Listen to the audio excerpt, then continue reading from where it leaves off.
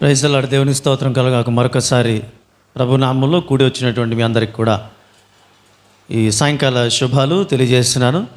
దేవుని బిడ్డలారా, మరి గత 3 వారాలుగా మనము యేసుక్రీస్తు ప్రభువారి యొక్క శిష్యుల గురించి మనం ధ్యానం చేస్తున్నాం. గత వారము యేసుక్రీస్తు ప్రభువారు అపోస్తుల పరిచర్యలో చాలా ప్రధానమైనటువంటి పాత్రను పోషించినటువంటి పేతురు భక్తుని యొక్క జీవితాన్ని మనం చూడడం జరిగింది. మరి అదేవిధంగా మరొక వ్యక్తి ఆంద్రేయ, యేసుక్రీస్తు ప్రభువారి యొక్క శిష్యుల్లో మరొక ప్రాముఖ్యమైనటువంటి వ్యక్తి ఆంద్రేయను గురించి మనం కొన్ని విషయాలను ధ్యానము శాతం ఈ రోజున. ఆంద్రేయ అనేటువంటి మాటకు అర్థం ధైర్యము కలిగినవాడు లేదా పౌరుషం కలిగినటువంటి వాడు అని అర్థం. మరి ఈయన ఎవరు సహోదరుడు అండి? పేతురు యొక్క సహోదరుడు. పేతురు యొక్క తల్లిదండ్రుల యొక్క పేర్లు మనకు తెలుసు కదా. యోహాన్. గుడ్. తర్వాత తల్లి యోహన్న, తల్లి పేరు యోహన్న, ఇంగ్లీష్లో జోహన్న అంటాము, రైట్? సో మరి ఆంద్రేయుని గురించి మనకి కొన్ని విషయాలు బైబిల్ గ్రంథంలో సువార్తల భాగంలో తెలుసు. తర్వాత మరి బైబిల్ బయట నుంచి కూడా పండితులైనటువంటి వారు వారిని గురించి అనేకమైనటువంటి విషయాలు మనకు తెలియపరిచారు. మరి ఆంద్రేయుని గురించి ప్రత్యేకంగా ఫైలో, ప్లినీ అండ్ జోసిఫస్ అనేటువంటి ఈ 3 చరిత్రకారులు కూడా చాలా మంచి విషయాలను తెలియపరిచారు. ఆంద్రేయ మ్యారేజ్ చేసుకున్నాడంటే ఆంద్రేయకు మ్యారేజ్ కాలేదని చరిత్రకారులు తెలియజేస్తారు. ఎందుకంటే ఇతడు John the Baptist, he was the follower of the John the Baptist, అంటే బాప్తిస్మం ఇచ్చేటువంటి యోహాను యొక్క శిష్యుడిగా ఉండేటువంటి వాడినా. మరి బాప్తిస్మం ఇచ్చేటువంటి యోహాను ఆయన వివాహం చేసుకున్నట్లుగా మనకు బైబిల్లో లేదు. అతడు ఒక సన్యాసిగా లేదంటే బ్రహ్మచారిగా ఉన్నట్లుగా మనం చూస్తాం. మరి ఇతని అనుచరుడిగా మరి ఈయన కూడా మరి బ్రహ్మచర్యాన్ని ఆయన పాటించిన వాడిగా మనము చూస్తాం. బ్రహ్మచర్యం అనేటువంటిది యహలోకంలో కానీ మనం చూసినట్లయితే ఇది ఎందుకు ఒక వ్యక్తి వివాహం చేసుకోకుండా ఎంతవరకు ఉన్నాడంటే దానికి ఏం చెప్పుకుంటామంటే చాలామంది చెప్తారు, వాళ్ళ యొక్క ఈ వివాహం చేసుకోకుండా ఉండడం విషయంలో వాళ్ళ యొక్క ఉద్దేశాలు ఏమిటి అంటే వారికి కొన్ని ప్రాబ్లమ్స్. వివాహం అయితే వారికి కొంచెం అదనపు భారం పెరుగుతుందని, తర్వాత మరి ఆ మధ్యకాలంలో ఒక సహోదరుడు వివాహము ఎందుకు ఇంతవరకు చేసుకోలేదని ఒకరు అడిగితే దానికి ఆ కుర్రోడు చెప్పేటువంటి సమాధానం ఏంటంటే, కొంచెం కుర్ర వయసు దాటి కొంచెం వయసు ఎక్కువైనటువంటి ఆ కుర్రవాడు చెప్పేటువంటి మాట ఏమిటంటే, నాకు ఎవరి మీద నమ్మకం లేక చేసుకోలేదు అని చెప్పడం జరిగింది. కాబట్టి ఈ రోజున బ్రహ్మచర్యం చేసేటువంటి వారికి వివిధమైనటువంటి కారణాలు ఉన్నాయి, లోక పరిధులు ఉండేటువంటి కారణాలు. ఆనాటి కాలంలో బ్రహ్మచర్యము తీసుకున్నారంటే దానికి బలమైనటువంటి ఒక కారణం ఉండేది. అదేంటంటే ఒక ఆధ్యాత్మిక చింతన. అంటే నేను వివాహం చేసుకుంటే దేవునికి సమీపంగా వెళ్ళలేను లేదా ఆధ్యాత్మికంగా ఎదగలేను అనేటువంటి ఒక ఆలోచనతో బ్రహ్మచర్యాన్ని పాటించేటువంటి వారు. బాప్తిస్మం ఇచ్చేటువంటి యోహాను మరి ఆ రీతిగానే మరి ఆయన బ్రహ్మచారిగా ఉన్నాడు. తర్వాత ఆయన యొక్క శిష్యులు మరి ఎందరైతే మరి ఏ విధంగా ఉన్నప్పుడు కూడా మన ఆంద్రేయ మాత్రం ఆయన కూడా బ్రహ్మచారి అనేటువంటి విషయాన్ని తెలియపరుస్తారంటే ఆనాటి కాలంలో బ్రహ్మచర్యం అనేటువంటిది ఒక ఆత్మీయమైనటువంటి భావజాలం అన్నమాట. అది ఆ కారణంగా మనం చూసుకున్నట్లయితే మరి ఆంద్రేయ ఒక ఆత్మీయమైనటువంటి స్థితిలో ఎక్కువగా ఎదిగినటువంటి వాడిగా, ఒక దైవం పట్ల ఒక భక్తి చక్కటి చింతన ఉన్నటువంటి వాడిగా మనము చూడగలుగుతాం. దేవుని పట్ల చాలా ఆసక్తి కలిగినటువంటి వాడు. ఎంత ఆసక్తి కలిగినటువంటి వాడు అంటే, బాప్తిస్మం ఇచ్చేటువంటి యోహాను దగ్గర శిష్యరికం చేయడం అంటే, వీళ్ళు సముద్రంలో చేపలు పెట్టుకునేటువంటి వృత్తి కలిగినటువంటి వారు.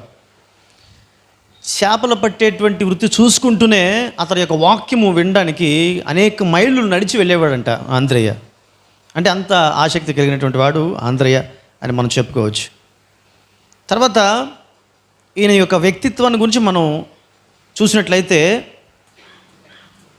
మనకు బాగా తెలిసినటువంటి విషయం ఏంటంటే, అపోస్తులుడైనటువంటి మరి పేతురు భక్తుడు, పేతురుని మరి యేసుక్రీస్తు ప్రభువారి యొద్దకు నడిపించినటువంటి వాడు మరి ఆంద్రేయ అనేటువంటి విషయం యోహాను సువార్త 1వ అధ్యాయం 35 నుంచి 42 వచనాల భాగంలో మనం చూస్తాం. మరి పేతురు చాలా అద్భుతమైనటువంటి పరిచర్య చేశాడు. అంత అద్భుతమైనటువంటి పరిచర్య చేసినటువంటి వాడిని పరిచయం చేసినటువంటి వాడు ఆంద్రేయ. అయితే ఇతని యొక్క వ్యక్తిత్వాన్ని గురించి మనం చూస్తున్నాం. పేతురు భక్తుడిని ఇతనే పరిచయం చేశాడు. అయితే మొదటి ప్రస్తావన మాత్రం పేతుని గురించే జరుగుతుంది బైబిల్ గ్రంథంలో. ఇది ఒక్కొక్క సందర్భంలో మీకు జ్ఞాపకం చేయడం కూడా జరిగింది. మార్కు సువార్త 1వ అధ్యాయం 16వ వచనం దయచేసి ఎవరైనా చదవండి. మార్కు సువార్త 1వ అధ్యాయం 16వ వచనం. ఆయన గలిలయ సముద్ర తీరమున వెలుచుండగా సీమోను సహోదరుడగు ఆంద్రేయయు సముద్రంలో వల విడిచుండు. చూసారా, మొట్టమొదటి ప్రస్తావన సీమోని గురించి వచ్చింది. తర్వాత ఆంద్రేయుని గురించి మరి పలుమార్లు బైబిల్ గ్రంథంలో మనం చూస్తాం ఆ ప్రస్తావన. తర్వాత అపోస్తులు అనేటువంటి యేసుప్రభు శిష్యులకు పేర్లు ఈ శిష్యుల్ని ఏర్పాటు చేసుకున్నటువంటి క్రమంలో కూడా బైబిల్ గ్రంథంలో ఈ మత్తయి సువార్త 10వ అధ్యాయం 1వ వచనంలో కూడా మనం చూసినట్లయితే మొట్టమొదట ఏమని వస్తుంది? పేతురు అని వస్తుంది, సీమోను అని వస్తుంది, తర్వాత ఆంద్రే తన సహోదరు అనేటువంటి ఆంద్రే. యాక్చువల్గా మొట్టమొదట మరి వచ్చినటువంటి వాడు ఆంద్రేయ.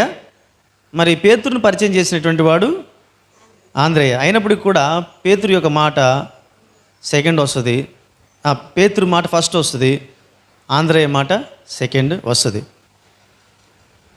ఇక్కడ మనం అర్థం చేసుకోవాల్సిన విషయం ఏమిటంటే, ఈ రోజున చాలామంది సంఘాల్లో నా పేరు ప్రస్తావించట్లేదు అనేటువంటి ఆలోచనతో చాలా సంఘాలు ఈరోజున ఉన్నాయి. నా పేరు ప్రస్తావించట్లేదు లేదా నాకు ఎక్కువ ప్రాధాన్యత ఇవ్వట్లేదు అని చెప్పి అలాంటి ఆలోచనతోటి వేరే వేరే సంఘాలను వెతుక్కుంటూ వెళ్ళేటువంటి వారు మనకి చాలామంది కనబడతారు. ఒకవేళ ఆ సంఘంలో కూడా ప్రస్తావించకపోతే, ఆ సంఘంలో కూడా ప్రాధాన్యత ఇవ్వకపోతే ఇంకో సంఘం, అలా సంఘాలకు వెళ్తూ ఉంటారనమాట. దానికి కారణం ఏంటి అంటే, వాళ్ళకి ప్రత్యేకంగా ఒక పేరు కావాలనేటువంటి ఆలోచన. నిజంగా చెప్పాలంటే పేతురు భక్తుడు కంటే మరి ఆంద్రేయ ఒక మెట్టు ఎక్కువగానే ఉన్నాడు. ఎందుకంటే పేతురు అంటే మహాభక్తుడిని పరిచయం చేసినటువంటి వాడు ఆంద్రేయ. అయినప్పుడు కూడా ఆంద్రేయ యొక్క మాట మొదట ప్రస్తావించబడకుండా తర్వాత ప్రస్తావించబడుతుంది. అయినప్పటికీ కూడా ఆంద్రేయ ఎప్పుడు కూడా తన పేరు మొదట ప్రస్తావించబడాలనేటువంటి ఆలోచన ఎప్పుడు చేసినట్లుగా ఇక్కడ కనబడదు. అందుకనే దేవుడు కూడా అతని యొక్క వ్యక్తిత్వం ఇటువంటిది అని తెలియపరచడం కోసమే ఈ విషయాల్ని మొదట పేతురు తర్వాత ఆంద్రేయ అని రాయించడంలో ఉన్నటువంటి ముఖ్య ఉద్దేశం. ప్రియ దేవుని బిడ్డలారా, తర్వాత ఇతడు మరి తన పేరుకు తగ్గట్టి వ్యక్తి. మరి పేరుకి అర్థం ఏమని చెప్పినాడు? ఆంద్రేయ అంటే అర్థం ధైర్యం కలిగినటువంటి వాడు లేదా పౌరుషం కలిగినటువంటి వాడు. ఎంత ధైర్యం కలిగినటువంటి వాడంటే, ఒకానొక సందర్భంలో సిద్కియన్లని ఆ కాలంలో ఒక నల్ల సముద్రం అనేటువంటి ఆ సముద్రము ఆ ప్రాంతంలో ఉత్తర దక్షిణ ప్రాంతాల్లో సిద్కియన్లని ఉండేవాళ్ళు. వాళ్ళు చాలా భయంకరమైనటువంటి వ్యక్తులు, అనాగరికులు అన్నమాట. అలాంటి అనాగరికులు ఈ అపోస్తులను పరిచయం చేస్తున్నటువంటి మత్తీయ అనేటువంటి ఒక సహోదరుడు, అనగా ఇస్కరియోతు యోధ చనిపోయిన తర్వాత ఆయన పేరిట అపోస్తుల కార్యం 1వ అధ్యాయంలో మనం చూస్తాం. ఆయన పేరిట మత్తీయ పేరిట ఒక చీటిని, తర్వాత యూస్తోను మారు పేరు గల బర్సబ్బ అనేటువంటి ఆయన పేరు మీద ఒక చీటి వేస్తారు. అప్పుడు మత్తీయ పేరిట చీటి పడుతుంది కదా. ఆ మత్తీని వారు ఏం చేస్తారంటే వారు బంధించేస్తారు. బంధించేస్తే ఈ మత్తీని విడిపించడానికి కోసం ఆంద్రయ్య వెళ్తాడు. వెళ్ళి అక్కడ బలమైనటువంటి సువార్త ప్రకటన చేసి మత్తీని విడిపించడమే కాకుండా అక్కడ సిద్కియలను అనేక మందిని అతడు విడిపించినట్లుగా చరిత్రలు చెబుతున్నాయన్నమాట. సో పేరుకు తగ్గట్టుగా అతడు మంచి ధైర్యము కలిగినటువంటి వాడు. కాబట్టి దీన్ని బట్టి మనం ఆత్మీయంగా ఒక విషయాన్ని నేర్చుకోవాలి. ఏంటంటే మన పేర్లు లేదా మన పిల్లలకు మనం పెట్టేటువంటి పేర్లు, ఆ పేర్లకు తగ్గట్లుగా వారు జీవించేటట్లు మనం వారిని పెంచాల్సిన అవసరత, లేదా ఆ పేరుకు తగ్గట్టుగా నేనున్నానా లేదా అని మనము తప్పకుండా బైబిల్ గ్రంథంలో దావీదు అనగానే ఒక మంచి భక్తుడు కదా. మరి దావీదుని కొంతమంది ఎలాగ క్లెయిమ్ చేసుకుంటారంటే దావీదు కూడా పాపం చేశాడు కాబట్టి నేను దావీదని పేరు పెట్టుకున్నప్పుడు కూడా నేను కూడా ఎక్కడో పడిపోయాను అని వాళ్ళు తమను తాము ఏమంటారు సమర్థించుకుంటుంటారు అనమాట. సో అలా కాకుండా సమూయేలు అంటే ఒక చక్కటి ప్రార్థనాపరుడు. సమూయేలు అని పేరు పెట్టుకునేటట్టు చాలామందిని చూస్తూ ఉంటాం. ఆ పేరుకు తగ్గట్టుగా వారు జీవించినట్లు కనబడరు. కనీసం దినానికి ఒకసారి కూడా ప్రార్థన చేసినట్లుగా కనబడరు. పేరుకు తగ్గట్టుగా దేవుడు ప్రత్యేకం లాస్ట్ టైము మరి పేతురు అనేటువంటి పేరు యేసుక్రీస్తు ప్రభువారు పెట్టడంలో ఉన్నటువంటి అంతరార్థం ఏంటి, మరి పేరు పెట్టబడినటువంటి వారు ఆ పేరుకు తగ్గట్టుగా జీవించాలనేటువంటి దేవుని యొక్క. సో ఇతడు మరి పేరుకు తగ్గట్టుగా ధైర్యం కలిగినటువంటి వాడు అన్న పేరుకు తగ్గట్టుగానే మరి దేవుని కొరకు ధైర్యంగా ముందుకు వెళ్ళినటువంటి సందర్భాలు మనము చూడగలుగుతాం. తర్వాత పరిచర్యను గురించినటువంటి చక్కటి భారం కలిగినటువంటి వాడు, భారం కలిగినటువంటి వాడు. యేసుక్రీస్తు ప్రభువారు బోధనలు చేస్తూ ఉన్న సమయంలో చాలామంది ఆకలి దప్పులతో ఉన్నటువంటి పరిస్థితుల్లో, చాలామంది ఆకలికి గురైనప్పుడు యేసుక్రీస్తు ప్రభువారి యొక్క బోధలకు ఆకర్షితులై అలాగే ఉండిపోయారు వాళ్ళు. అలాంటి టైంలో మరి యేసుక్రీస్తు ప్రభువారు అక్కడ యోహాను సువార్తలో మన 6వ అధ్యాయంలో చూసినట్లయితే 5,000 మందికి భోజనాన్ని మరి పెట్టినట్లుగా మనం చూస్తాం. మరి ఆ 5,000 మందికి భోజనం పెట్టడం విషయంలో ఆంద్రయ్య చాలా కీలకమైనటువంటి పాత్రను పోషించాడు. ఎందుకంటే ఒక కుర్రవాడి దగ్గర ఉన్నటువంటి ఒక 5 రొట్టెలు 2 చేపలు కదండి, వాటి కలిగి ఉన్నటువంటి ఆ యొక్క పిల్లవాడిని మరి యేసుక్రీస్తు ప్రభువారికి పరిచయం చేసి మరి వాటి ద్వారా యేసుక్రీస్తు ప్రభువారు ఒక అద్భుతం చేయటం ద్వారా మరి అనేకులు మరి సుమారుగా 5,000 మంది చాలా సంతృప్తిగా భోజనం చేసినట్లుగా మనము చూస్తాం. తర్వాత మరి యోహాను సువార్త 12వ అధ్యాయంలో కానీ మనం చూసినట్లయితే మరి అన్యులైనటువంటి వారు యేసుక్రీస్తు ప్రభువారిని చూడాలనేటువంటి ఆలోచనతో మరి పండగలకు వస్తారు. వాళ్ళు గ్రీకులు ఎవరైతే ఉన్నారో వారు యేసుక్రీస్తు ప్రభువారిని గురించి విన్నటువంటి ఆయనను చూడాలనేటువంటి ఆశ కలిగి ఉంటుండగా మరి వారు ఫిలిప్పుని కన్సల్ట్ చేస్తారన్నమాట. ఫిలిప్పుని కన్సల్ట్ చేసినప్పుడు ఫిలిప్పు ఆంద్రేయని కన్సల్ట్ చేసినప్పుడు ఏ మాత్రం కూడా తడవు చేయకుండా ఆంద్రేయ మరి వారిని యేసుక్రీస్తు ప్రభువారి దగ్గరికి తీసుకెళ్ళినట్లుగా మనం 12వ అధ్యాయం 20 నుంచి 26 వచనాలని మనము చూడగలుగుతాం. సో పరిచర్య భారము కలిగినటువంటి వాడు. ఇక్కడ ముందు చూసినటువంటి ఈ మాట ఈ 5,000 మందికి భోజనం పెట్టేటువంటి క్రమంలో మనం చూసినట్లయితే మత్తయి సువార్త, మార్కు సువార్త, లూకా సువార్త, ఈ 3 సువార్తలు కూడా అక్కడ ఆంద్రేయ ప్రస్తావన కనబడుతుంది మనకి. కానీ యోహాను భక్తుడు మాత్రం ఆంద్రేయని ప్రత్యేకంగా ప్రస్తావిస్తాడు. అంటే దేవుడు మనం చేసేటువంటి పరిచర్యలు ఒకవేళ ఎవరైనా దాన్ని విస్మరించవచ్చు, ఒకవేళ మర్చిపోవచ్చు, లేకపోతే పట్టించుకోకపోవచ్చు. కానీ ఈ యొక్క సందర్భాన్ని బట్టి ఒక ఆత్మీయమైన సత్యాన్ని మనం తెలుసుకోవచ్చు. ఏంటంటే ఖచ్చితంగా దేవుడు దాన్ని పరిశీలనగా చూస్తాడు. తప్పకుండా దేవుడు పట్టించుకుంటాడు అనే విషయం మనకు దీని ద్వారా మనకి అర్థము అవుతుంది. సరే, మరి గ్రీకులను కూడా మరి నడిపించాడు. సర్వసాధారణంగా ఈ అన్యులైనటువంటి వారిని యేసుక్రీస్తు ప్రభువారికి పరిచయం చేయడానికి ఎవరు ఇష్టపడరు. ఎందుకంటే యేసుక్రీస్తు పరిచయం చేసేటువంటి కాలంలో యూదులు అన్యులతో ఎక్కువ సాంగత్యం చేయడానికి ఇష్టపడేటువంటి వారు కాదు. మరి ఈ శిష్యులు కూడా ఇశ్రాయేలు గోత్రాలకు సంబంధించినటువంటి వాళ్ళే. మరి అటువంటి ఆలోచన భావజాలాలతో ఉన్నటువంటి మనుషుల్లో నుంచి వచ్చినటువంటి వాళ్ళే. అన్యులతో సహవాసం చేయటం అనేటువంటిది ఏమాత్రం కూడా సమర్థనీయం కాదనేటువంటి ఆలోచన ధర్మశాస్త్రం కూడా చెప్తుంది. ఇలాంటి పరిస్థితుల్లో యేసు ప్రభు దగ్గరికి ఒక అన్యుడు వచ్చాడంటే వీళ్ళు చాలా విచిత్రంగా చూసేటువంటి వాళ్ళు. తర్వాత యేసుక్రీస్తు ప్రభు వారు పరిచయం చేయడం అనేటువంటిది కూడా చాలా తక్కువ. ఇలాంటి పరిస్థితుల్లో ఆంద్రేయ యొక్క ఆలోచన విధానం మనం చూస్తే, ఆంద్రేయకు ఉన్నటువంటి భారం ఏంటంటే ఒక పరిచర్యాన్ని గురించినటువంటి ఒక భారం తప్పిస్తే, ఒకవేళ ఈ అన్యుడు నీ దగ్గర ఈ అన్యుడిని కానీ యేసుక్రీస్తు ప్రభు వారి యొద్దకు తీసుకువెళ్తే ఒకవేళ వాళ్ళ యూదులకి వచ్చేటువంటి ప్రాధాన్యత తగ్గిపోతుందేమో, లేకపోతే శిష్యులుగా మా యొక్క ప్రాధాన్యత తగ్గిపోతుందేమో అనేటువంటి ఆలోచన చేయకుండా మొత్తానికి ఎవరినైనా సరే యేసుక్రీస్తు ప్రభు వారి దగ్గరికి వస్తాము అంటే వాళ్ళని తీసుకువెళ్ళి మొత్తానికి వాళ్ళని యేసుక్రీస్తు ప్రభు వారికి పరిచయం చేసి వాళ్ళను కూడా క్రీస్తు బిడ్డలుగా మార్చాలి అనేటువంటి ఆలోచన మరి ఆంధ్రేయులు ఉన్నట్లుగా మనకు క్లియర్ కట్గా మనకి తెలుస్తుంది. కాబట్టి పరిచర్య భారం అనేటువంటిది మనం పరిచర్యలకు దిగినప్పుడు ఏది మైండ్లో పెట్టుకోవాలంటే, మన మైండ్లో పెట్టుకోవాల్సింది ఏంటంటే ప్రతి వారు కూడా ప్రభు యొద్దకు రాగలగాలి, ప్రతి వారు ప్రభువును దర్శించుకోగలగాలి, ప్రతి వారు ప్రభు కృపను పొందుకోవాలి, ప్రతి వారి యొక్క ఆత్మలు రక్షించబడాలి, ప్రతి వారు కూడా దేవుని యొక్క ఆరాధకులు కావాలి అనే ఆలోచనే ఉండాలి. తప్పిస్తే ఒకవేళ ఈ వ్యక్తి నాకంటే ఒక ఉన్నతమైనటువంటి స్థితిలో ఉన్నది, లేకపోతే నాకంటే ఒక ప్రత్యేకమైన ప్రాధాన్యతలు కలిగి ఉన్నాడు కాబట్టి ఈ వ్యక్తిని కానీ మందిరంలోకి కానీ లేదా సంఘానికి కానీ పరిచయం చేస్తే నాకు కానీ ఒకవేళ ప్రాధాన్యత తగ్గిపోతుందేమో, ఇలాంటి ఆలోచన ఎప్పుడు చేయకూడదు. ఇప్పుడు శిష్యుల గురించి మనం ధ్యానం చేస్తున్నామంటే దానికి కారణం ఏంటి? వాళ్ళ గురించి ఏదో తెలుసుకుని వెళ్ళిపోవడం కోసం కాదు.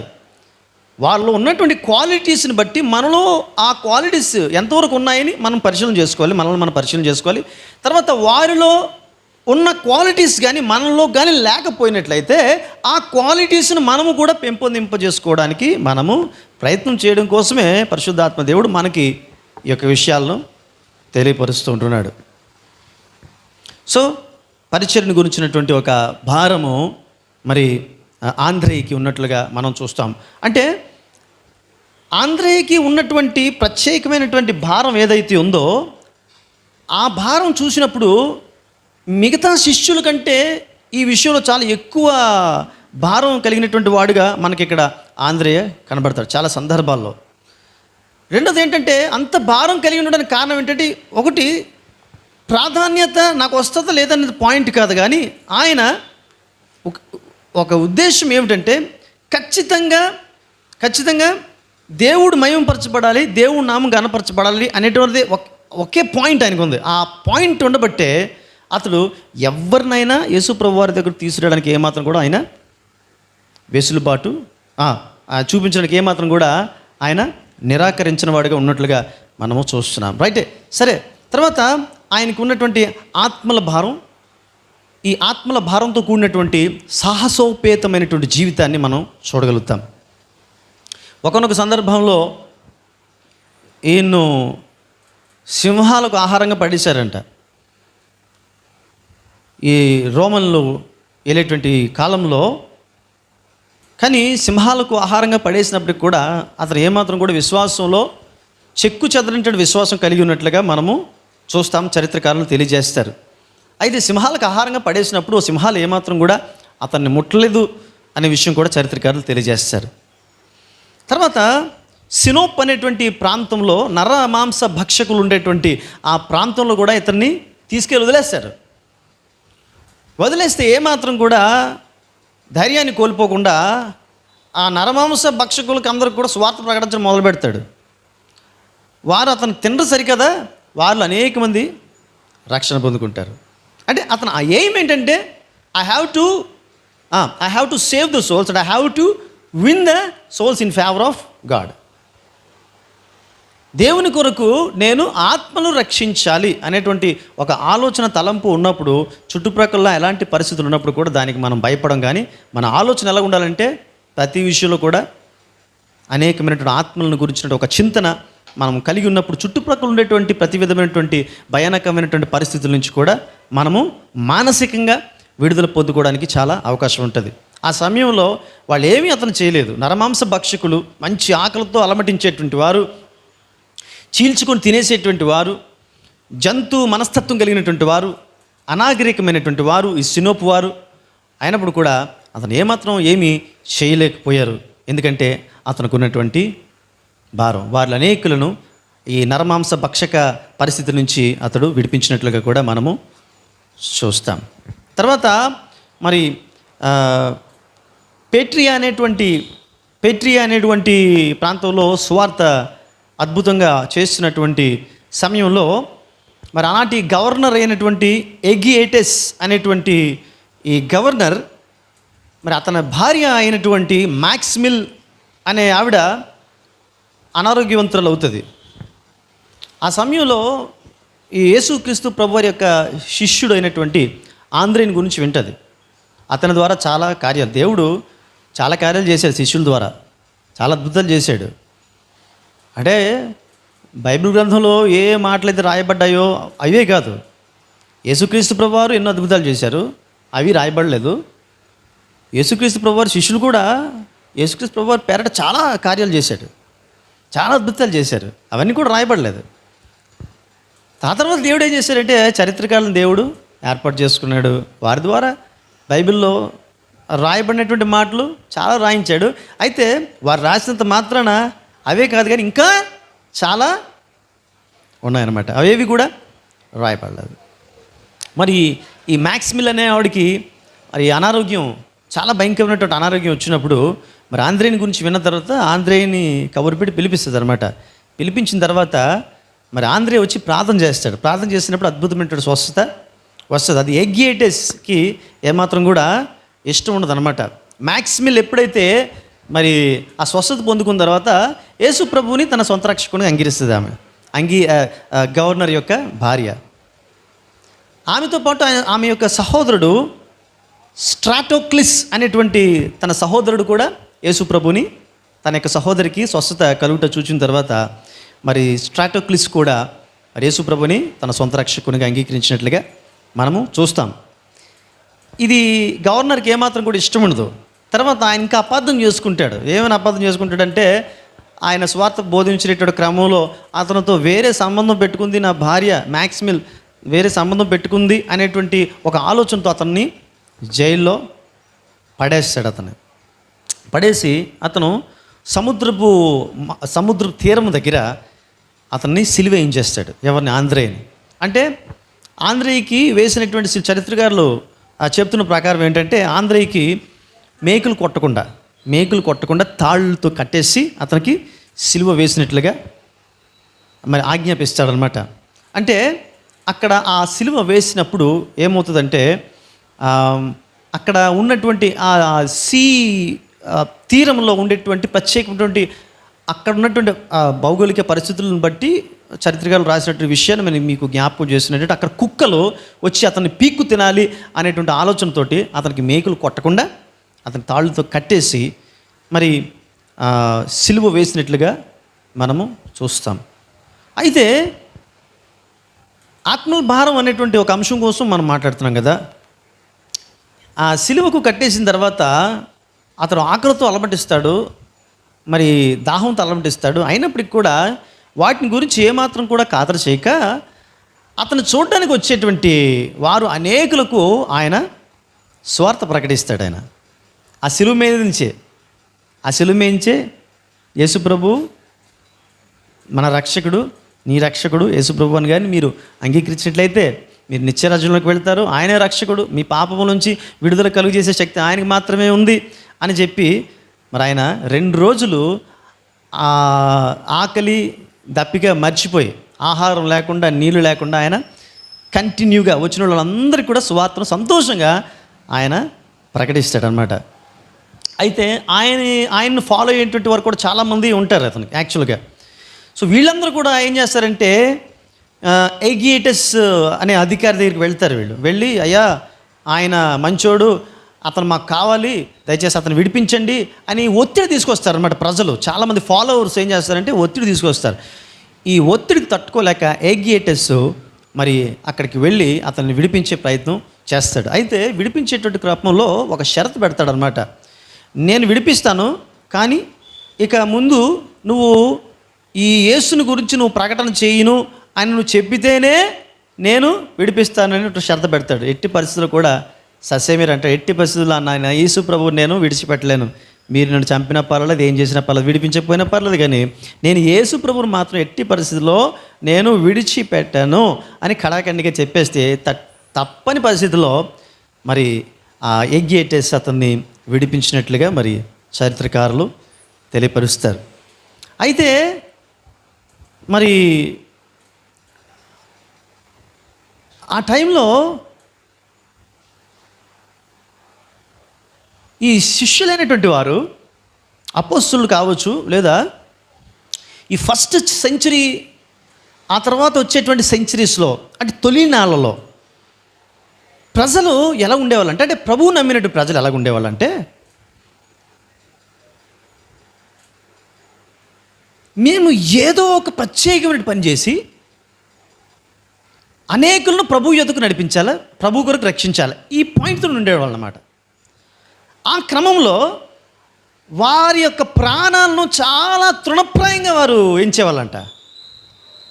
లేకపోతే రోమన్స్ ఎన్ని చిత్రహింసలు పెట్టేవాళ్ళు తెలుసండి. ఇదిగో ఎన్ని చిత్రహింసలు అంటే మనకు తెలుసు కదా, నీరో కాలంలో ఎంత భయంకరంగా వాళ్ళని తగలబెట్టేసి వారి యొక్క నందనవనాల్లో తగలబెట్టేసి ఆ తగలబెడుతున్నటువంటి కాంతిలో పిడేలు వాయించుకుంటూ ఎంజాయ్ చేసేవాడు అంట నీరో. అంతకుముందు వాళ్ళకి ఇచ్చేటువంటి ఒక ఆప్షన్ ఉంది. ఏంటంటే, మీరు యేసు ప్రభు నాకు సంబంధం లేదు, ఆయన రక్షకుడు కాదు చెప్పండి, వదిలేస్తానని చెప్తే వారు ఎట్టి పరిస్థితిలో సస్యమీర్ అనేవారు అనమాట. ఎందుకంటే ఇదే నాకు ఒకవేళ మంచి ఛాన్స్, ఇదే నాకు ఒక మంచి ఆపర్చునిటీ, ఈ ఆపర్చునిటీని నేను మిస్ కాకూడదు, అవసరమైతే దేవుని కోసం చనిపోయేటువంటి మంచి ఆపర్చునిటీ ఇదే అయినటువంటి ఆలోచనతో మరి ప్రభు వారి కోసము వారి యొక్క ప్రాణాలను త్యాగం చేసేటువంటి వారు అన్నమాట. సింహాల్లో వాళ్ళని క్రైస్తవులు ఏం చేసేవారంటే, రోమన్స్ కాలంలో ఇంకా ఏం చేసేవాళ్ళంటే, అనేక వేల మంది చూస్తూ ఉంటుండగా సింహాల మధ్యలోకి వదిలేసి సింహాలతో ఫైట్ చేయించేవాళ్ళు అనమాట. ఎంత చేస్తారు, కొంచెం బలవంతులైతే ఏదో కాస్త పెనుగులాడతారు, ఆ తర్వాత వీగిపోతారు, తర్వాత చీల్చేసి మనుషులందరూ చూస్తుండగా చీల్చేసి తినేసేసేవాడు అనమాట. అప్పుడు కూడా వారికి ఆప్షన్స్ ఇవ్వబడ్డాయి. మీరు కానీ ఒకవేళ యేసు ప్రభు నాకు తెలియదు, ఆయన రక్షకుడు కాదు అని ఒక మాట, ఇక నుంచి ఆయన గురించి నేను ప్రకటన చేయను అని ఒక మాట మీరు చెప్పండి చాలు, నేను మిమ్మల్ని విడిపిస్తాను అని చక్రవర్తులు మాట ఇచ్చినప్పటికీ కూడా, అధిపతులు మాట ఇచ్చినప్పటికీ కూడా సస్యమీర్ అనేటువంటి వాడు. అందుకని యేసుక్రీస్తు ప్రభువు ప్రాణం త్యాగం చేశారు. ప్రియమైన దేవుని సంగమా, మరి ఇక్కడ అంటే వాళ్ళ ఉద్దేశం ఏమిటంటే, ఏది చేసేనప్పటికి కూడా ఒక ప్రత్యేకమైనటువంటి తరహాలో ప్రభు కొరకు జీవించాలి. ఒకటి, జీవించినంతకాలం కూడా ఒక ప్రత్యేకమైనటువంటి వ్యక్తిగా నేను జీవించాల. తర్వాత ఆపర్చునిటీ వస్తే దేవుని కొరకు ప్రత్యేకమైనటువంటి కార్యం చేసి నేను మరణించాలి. ఇదే కాన్సెప్ట్ అప్పటి కాలంలో. అపోస్తులైనటువంటి వారిది కూడా ఇదే కాన్సెప్ట్. ఆది సంఘం అపోస్తుల కాలంలో ఇదే కాన్సెప్ట్. ఏంటంటే, నేను జీవించినంతకాలం ప్రత్యేక తరహాలో జీవించాలా, చనిపోయే టైంలో కూడా ప్రత్యేకమైనటువంటిది.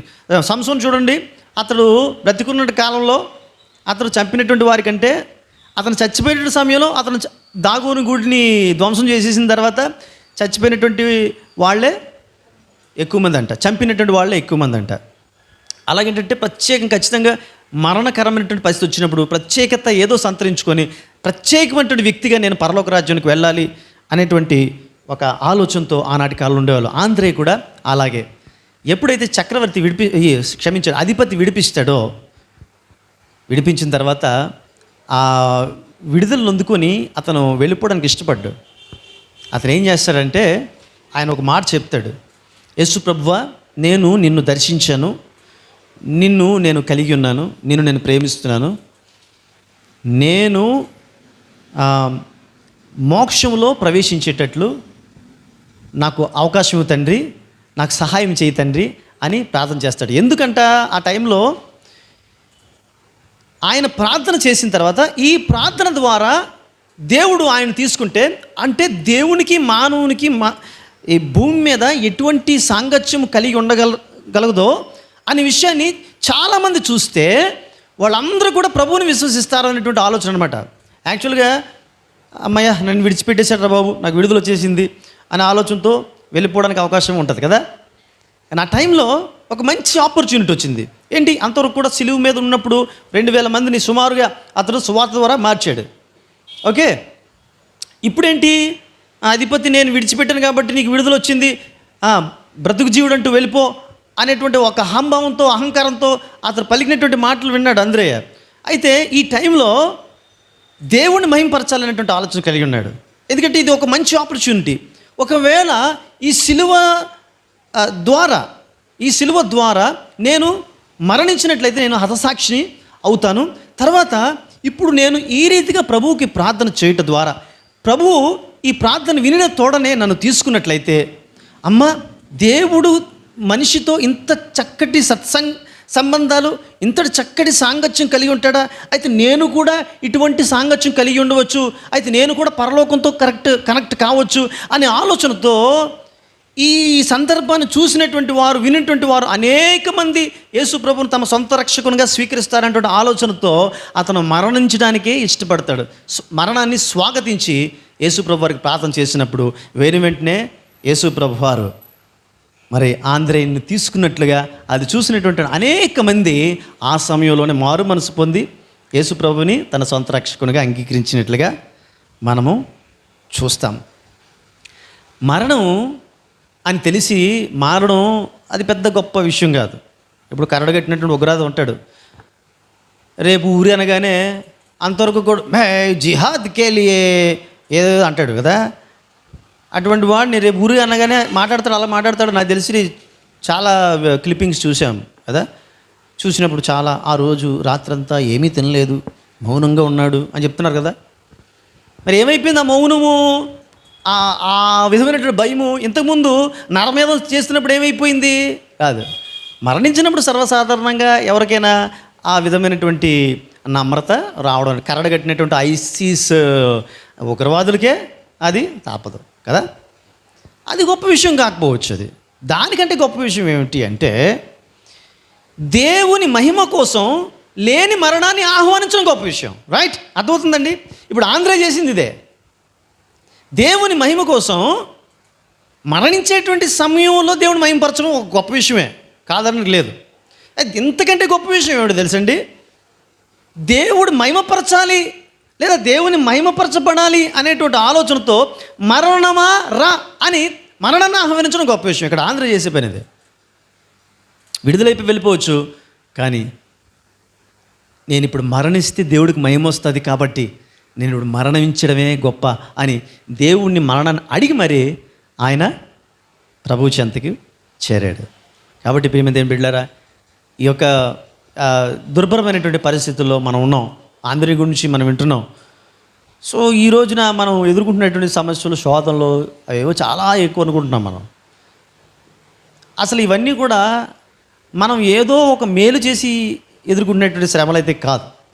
కానీ ఆ కాలంలో వాళ్ళు చాలా మేలులు చేసి దేవుని కొరకు మహిమకరంగా జీవించి వాళ్ళు ఆ ప్రాణాలను సైతం దేవుని కొరకు అర్పించారు. అయితే ఎంత దుర్భర పరిస్థితులు అయినప్పుడు కూడా నా జీవితం దేవునితో సాగాలి, యేసుతో సాగాలి అనేటువంటి ఒక ఆలోచనతోటి వాళ్ళు వెళ్ళారు. ఈ రోజుల్లో కూడా పరిస్థితులు ఎలా ఉన్నప్పుడు కూడా మన మైండ్ ఎలా ఉండాలంటే, నేను పరిస్థితులు ఎలా ఉన్నప్పుడు కూడా చుట్టుప్రక్కల పరిస్థితులు ఎలా ఉన్నప్పుడు కూడా, నా పొరుగువారు ఎలాంటి ఇబ్బందికర పరిస్థితులు ఉన్నా, లేదా నా ఇంట్లో ఎలాంటి పరిస్థితులు ఉన్నప్పుడు కూడా నేను, నా కుటుంబం, నేను దేవుని యొక్క సన్నిధిలో ఉండాలి, దేవుని యొక్క చిత్త ప్రకారం జీవించాలి, దేవుని యొక్క అడుగుజాడల్లో, దేవుని యొక్క కనుసన్నల్లో ఉండాలి అనేటువంటి ఆలోచనతోటే పరిస్థితులు ఎలాగున్నప్పుడు కూడా చివరి వరకు కూడా మనము ఉండాల్సినటువంటి అవసరత మన దేవుని మహిమ కోసం జీవించడం. టైటానిక్ షిప్ మునిగిపోతున్న సమయంలో టైటానిక్ హీరో ఎవరు అని అడిగితే ఖచ్చితంగా జాన్ హార్పర్ అనే మనకి వినబడుతుంది. జాన్ హార్పర్ ఈ టైటానిక్ షిప్పులో మరి తన యొక్క కుమార్తెతో పాటు 6 ఏళ్ల కుమార్తెతో ప్రయాణం చేస్తున్నాడు జాన్ హార్పర్. తన భార్య ముందు ఎప్పుడు చనిపోయింది. అయితే ఈ 1914 కదండి, 1912 ఏప్రిల్ 14 ఐ థింక్. ఆ రోజు ఆ ప్రమాదం జరిగినప్పుడు మా జాన్ హార్పర్ ఆ టైటానిక్ షిప్లో ఉన్నాడు. అతను రెవరెండ్ పాస్టర్ అంట యాక్చువల్గా జాన్ హార్పర్. సో తనకి ఒక మంచి ఆపర్చునిటీ వచ్చింది. ఏంటంటే ముందు పిల్లలు వెళ్ళిపోవచ్చు కదండి, ముందు పిల్లలు వెళ్ళిపోవచ్చు. 6 years బేబీ, 6 year బేబీతో పాటుగా తల్లిదండ్రులు వెళ్ళిపోవడానికి కూడా ఆప్షన్ ఉంది అక్కడ. జాన్ హార్పర్ ఏం చేశాడంటే, చాలామంది నశించిపోతున్నారు ఆ టైంలో, చాలామంది మునిగిపోవడానికి సిద్ధంగా ఉన్నారు. హార్పర్ ఏం చేశాడంటే తన కూతుర్ని బోట్లో దించేసి, అమ్మ నేను మరోసారి నేను కలుస్తానమ్మా అని కన్నీటి వదనంతో కూతుర్ని పంపించేస్తాడు. కూతుర్ని పంపించి షిప్లో ఉండిపోతాడు అతను. అంటే రక్షించబడడానికి అవకాశం వచ్చినప్పుడు కూడా అతడు ఆ రక్షణను కోరుకోడు ఆయన. కానీ ఆ షిప్లో చాలామంది నశించిపోయేవాళ్ళు ఉన్నారు, వారి కోసం సాక్ష్యం చెప్పాలంటే ఆలోచన ఏం చేస్తారంటే జాన్ హార్పర్ అందులో ఉండిపోతాడు. సో ఈ టైటానిక్ షిప్ మరి 2గా అది ముక్కలైపోతుంది. ఆ టైంలో చాలామంది ఆ డెక్ మీద నుంచి కిందకి పడిపోతారు, దూకేస్తారు చాలామంది. ఆ దూకేసినటువంటి వాళ్ళలో హార్పర్ ఒకడు. అయితే హార్పర్ లైఫ్ బోట్తో ఉన్నాడు అనమాట. సుమారుగా 1528 మంది అంట, 1528 మంది సముద్రంలో భయంకరమైనటువంటి గడ్డ కట్టేసేటువంటి వాటర్లోనికి వాడు దూకేశారు. ఇప్పుడు జాన్ హార్పర్ ఏం చేస్తున్నాడంటే మ్యాక్సిమం తనకు అవకాశం ఉన్నంత వరకు కూడా చాలామంది దగ్గరికి వెళ్ళి స్వార్థ ప్రకటన చేస్తున్నాడు. ఎక్కడ? సముద్రంలో, సముద్రం మధ్యలో లైఫ్ జాకెట్ వేసుకుని ఉన్నాడు అతను, తేలుతూ ఉన్నాడు, స్వార్థ ప్రకటిస్తున్నాడు. యేసుప్రభు నమ్ముకోండి, ఒకవేళ బహుశా ఇది ఆఖరి, మనకి ఇది ఆఖరి అయితే మనం కన్ను మూసిన తోడనే యేసుప్రభు యొక్క సన్నిధిలో మనం ఉండాలి. కాబట్టి యేసుప్రభు ఇదే రక్షణ దినం, ఇదే అనుకూల సమయం, దయచేసి మీరందరూ కూడా యేసుప్రభు నమ్ముకోండి. చాలామంది స్వార్థ ప్రకటించుకుంటూ వెళ్తూ అలా ఒక యవనస్తుని కలిశాడంట. యవనస్తుడికి ఏదో చిన్న మూలం దొరికిందంట, కానీ పడిపోవడానికి మునిగిపోవడానికి చాలా దగ్గరలో ఉన్నాడు. అప్పుడు ఆ యవనస్తుల దగ్గరికి ఈదుకుంటూ వెళ్తున్నాడు. ఇది స్విమ్మింగ్ కూడా వచ్చంట యాక్చువల్గా. ఈదుకుంటూ వెళ్ళి అతను అంటున్నాడు, బాబు నువ్వు యేసుప్రభువుని ఎరిగి ఉన్నావా, యేసుప్రభు నమ్ముకున్నావా అని అడిగితే, యేసుప్రభు నాకు తెలియదని, నేను నమ్ముకోలేదని, నాకు రక్షణ లేదని చెప్పాడంట. వెంటనే ఏం చేశారంటే, ఈ బాబోయ్ నువ్వు ఇప్పుడు రక్షణ నీకు అవసరం, నాకు కాదు అని చెప్పేసి ఆయన ఏం చేశారంటే అతని దగ్గర ఉంటే లైఫ్ జాకెట్ ఓపెన్ చేసేసి ఆ కుర్రవాడికి యవనస్తుడికి ఇచ్చేస్తాడు. ఇచ్చేసిన తర్వాత ఆయన సేఫ్ అయిపోతాడు అనమాట. సేఫ్ అయిపోయి 4 సంవత్సరాల తర్వాత ఈ కుర్రవాడు, ఇతను ఎవరైతే రక్షించబడ్డాడో అతను యేసుక్రీస్తు ప్రభువును నమ్ముకుంటాడు. అతను సాక్ష్యం చెప్తూ ఆ రోజు జాన్ హార్పర్ ఏం చేశాడంటే, నన్ను రక్షించిన తర్వాత ఆయన సాధ్యమంత వరకు ఈత కొట్టుకున్నాడండి. అప్పటికే ఆయన చేతులు పనిచేయట్లేదు, బాగా ఫ్రీజింగ్ అయిపోతుంది, ఎందుకంటే భయంకరమైనటువంటి చలి ఉంది, -డిగ్రీలో సముద్రం ఉంది. ఆ టైంలో సాధ్యమైనంత వరకు అతను ఈదుకుంటూ వెళ్తూ యేసుప్రభు నమ్ముకోండి అని చెప్పడం నేను కల్లారా చూశాను, సజీవ సాక్షినండి అని జాన్ హార్పర్ చెప్పి ఆఖరికి ఇంకా ఈత కొట్టలేక గడ్డ కట్టుకునే పరిస్థితుల్లో అతను నేను చూస్తుండగా కళ్ళ ముందే అతను మునిగిపోయి నాకు జీవాన్ని ప్రసాదించాడండి అని చెప్పి ఈరోజు నా రక్షకుడు నా యేసు అని చెప్పి ఆయన 4 సంవత్సరాల తర్వాత అద్భుతమైనటువంటి సాక్ష్యాన్ని పంచుకున్నాడట. సో ప్రియమైన దేవుని బిడ్డలారా, ఇలాంటి వ్యక్తులు మనకి చరిత్రలో చాలామంది కనబడతారు. సో ఇవన్నీ కూడా మనతో ఎందుకు పరిశుద్ధాత్మ దేవుడు ఈ సమయంలో మాట్లాడుతున్నాడు? అసలు శిష్యుల గురించి కూడా మనం మాట్లాడుకోవాలని ఉంటే, నేను చెప్పాలంటే శిష్యులు, మనమేముంటే పాండమిక్ సిచ్యువేషన్లో ఉన్నాం, శిష్యులు వాళ్ళ లైఫే పాండమిక్ అంతా. నేను చెప్పాలంటే ఈ పాండమిక్ సిచ్యువేషన్లో వారి యొక్క జీవితం తృణప్రాయంగా ఎంచుకొని మేము రక్షించబడ్డాం, మేము అనేకులను రక్షించాలి. మరణం అనేటువంటిది ఈరోజు కాకపోతే రేపు వస్తుంది, రేపు కాకపోతే ఎల్లుండి వస్తుంది. కానీ ఎప్పుడు వెళ్ళినప్పుడు కూడా దేవుని దగ్గరికి ఒక లెక్క ఉండాలి. ఆ లెక్క కోసం వాళ్ళు ప్రయత్నం చేశారు. ఈరోజు నేను కూడా ఆ లెక్క కోసం ప్రయత్నం చేయాలి. మనము సేవ్ అవ్వాలి అనేటువంటి ఆశ మనకు అందరికీ ఉంటుంది. దానికంటే ఎక్కువగా మనము ఒకవేళ ఈరోజు కాకపోతే రేపు ఎల్లుండి ఎప్పుడైనా సరే ఒకవేళ దేవుని సన్నిధికి చేరుకోగలిగిన పరిస్థితి వస్తే మనకంటూ ఒక లెక్క ఖచ్చితంగా, నా వలన వీరు రక్షించబడారు, నా వలన వీళ్ళు ప్రభుని నమ్ముకున్నారు, నేను ఒక ఆత్మను తీసుకొచ్చాను అనే ఒక ఆలోచన మనం ముందుకు వెళ్ళాల్సిన అవసరం ఉంది. మనకి మరణం వచ్చిన సమయంలో దేవుని కొరకు ఆంధ్రేయ జీవితం మనం చూసినట్లయితే మరణం వచ్చినప్పటికీ కూడా మరణకరమైన పరిస్థితి వచ్చినప్పుడు కూడా ఏమాత్రం కూడా భయపడలేదు. లేదు, మరణం నుంచి విడుదల పొందుకున్నాను అనుకున్న సమయంలో సైతం అతను ఏం చేశారంటే మరణాన్ని అతను దేవుని యొక్క మహిమ కోసం ఆహ్వానం చేశాడు. వారందరూ కూడా ఇంత గొప్ప సాక్షి సమూహం మేఘం వలె మనలను ఆవరించినందుకు అంటాడు. వీరందరూ కూడా సాక్షి సమూహం. వీరందరూ ఎందుకంటే మనల్ని బలపరచడం కోసం, రైట్? సో దయచేసి సంఘంతో కూడా లేచి నిల్చొనవలసిందిగా ప్రభుపేట మీకు మనం చేస్తుంటాం. ఆంధ్రీయ జీవితాన్ని మనం ఒక కోణంలో ఆదర్శంగా మనం తీసుకుందాం.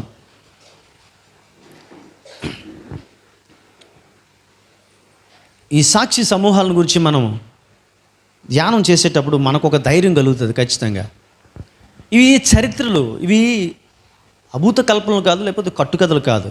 These all these things which we are dealing now, all these are histories. దేవుడు మనకి చరిత్రలో చక్కటి విషయాలని చరిత్రకారులు భక్తులైనటువంటి వారి ద్వారా బైబిల్ గ్రంథం ద్వారా మనకి పొందుపరిచి మనల్ని ధైర్యపరుస్తున్నాడు, మనల్ని బలపరుస్తున్నాడు. ఆంధ్రేయ జీవితంలో మరణించడానికి ఎన్నో పరిస్థితులు వచ్చాయి. అయినప్పుడు కూడా ఆ సమయంలో దేవుడు ఆంధ్రేయను రక్షిస్తూ వచ్చాడు. అయితే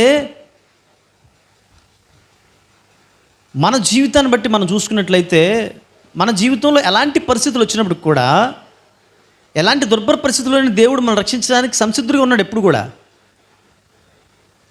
మనకి ఏమి సంభవించాలో దేవుని ఆజ్ఞపరంగా సంభవిస్తే తప్పిస్తే పరిస్థితులు ఏవి కూడా మన యొక్క జీవితాన్ని శాసించడానికి అవకాశం లేదు. మనం దేవుని నమ్ముకున్న బిడ్డలం. మన జీవితాన్ని శాసించేది దేవుడే. పరిస్థితుల ప్రభావము లేకపోతే లోకంలో ఉన్నటువంటి కీడు చెడు ఏది కూడా మన జీవితాన్ని అది శాసించలేదు. మన జీవితాన్ని శాసించేటువంటిది, మన జనన మరణాలు లిఖించేది దేవుడు. అది ఆయన చేతిలో ఉంది. మనకి ఏవైనా మంచి జరగాలని చెడు జరగాలని దేవుని యొక్క ఆజ్ఞ తీసుకొని జరగాల్సిందే. కాబట్టి మనం వాటి మీద ధ్యాస పెట్టవద్దు, కానీ మనం ధ్యానం చేయాల్సింది, ధ్యాస పెట్టవలసింది దేని మీద అంటే చివరి వరకు దేవుని కొరకు నేను మహిమకరంగా జీవిస్తున్నానా లేదా అనే పాయింట్ మీదే మనం జీవించాలి. ఆంధ్రే అలా జీవించాడు, పునీతుడయ్యాడు, సెయింట్ ఆండ్రూస్గా ఆయన పిలువబడుతున్నాడు. ప్రార్థన చేసుకుందాం. సర్వశక్తిమంతుడా, ప్రేమమేడ నీకు వందనాలు. మాకు ఇచ్చిన వాక్యాన్ని బట్టి నీకు వందనాలు, స్తోత్రాలు చెల్లిస్తూ ప్రభా, మరి ఆంధ్రేయ నీ కొరకు నాయన మరి ఆయన ఎంత బలంగా జీవించాడనే విషయాలు మేము వాక్యము ద్వారా చరిత్ర ద్వారా మేము తెలుసుకున్నాం. అమూల్యమైనటువంటి విషయాలు తెలుసుకోవడానికి చూపించిన మహాకృపను బట్టి నీకు వందనాలు, స్తోత్రాలు చెల్లిస్తూ ఈ యొక్క మాటలు మమ్మల్ని నాయన ప్రేరేపితులను చేయాలి. ఈ మాటలు మమ్మలను ధైర్యపరచాలి. ఈ మాటలు మమ్మల్ని బలపరచాలి ప్రభా. ఈ మాటలు మాకు ఒక ఇన్స్పిరేషన్గా ఉండాలి తండ్రి. ఆ రీతిగా ఉండడానికి నీ కృపా సహాయం దయచేయమని ప్రతి ఒక్కరికి ఈ మాటల ద్వారా మంచి ధైర్యం ప్రసాదించడం ప్రయత్నం వేడుకొనుచు. ఆ రీతిగా పరిస్థితులు ఎలా ఉన్నా సరే నీ కొరకు, నీ మహిమ కొరకు మేము జీవించగలుగుతాం. నీ కృపా సహాయం దయచేయమని, సమస్యగానంత మహిమ ప్రభలు పొందుకోమని నజరేయుడైన యేసు నామములో మిక్కిలి నాతో ప్రార్థన వేడుచుంటున్నాం తండ్రి, ఆమేన్. పరలోకమందున్న మా తండ్రి, పరిశుద్ధపరచబడును గాక. నీ చిత్తం పరలోకమందు నెరవేర్చున్నట్లు భూమి అందు నెరవేరును గాక. మన దిన ఆహారం నేడు మాకు దయచేయండి. అసలు మీ క్షమించు ప్రకారం మారములను క్షమించము. మన శోధనలోని స్థితికి నేను తప్పించము. ఎందుకంటే రాజ్యము బలము మహిమ నిలుతూనే ఉన్నావు తండ్రి, ఆమేన్. త్రియేక దేవుని కాపుదల, సమాధానం, నడిపింపు, సకల ఆశీర్వాదాలు సదాకాలము మనకెల్లరికి తోడే కాపాడి నడిపించుగాక, ఆమేన్.